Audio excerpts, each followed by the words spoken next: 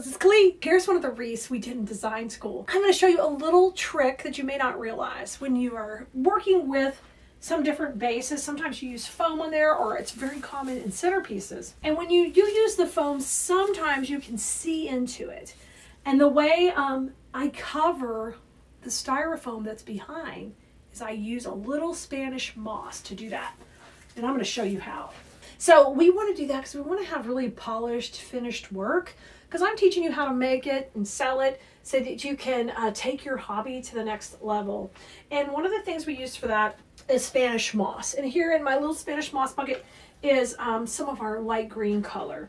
And what you do is, if you can see into the foam, like there's some floral foam in here, one of the last steps we do is we're going to take and use a little bit of Spanish moss in there. Just take a little bit of it and kind of make a little flat ball that fits that area that you need to cover.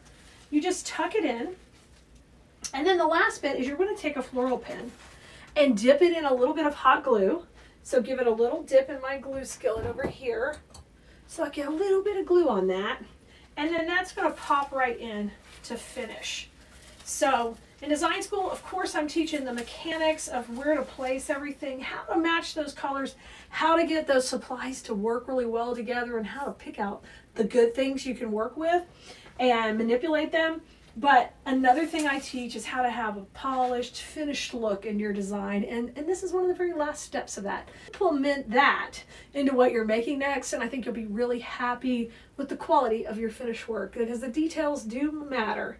All right, I'll see you next time, Blumerinos. Go have fun with flowers. Bye.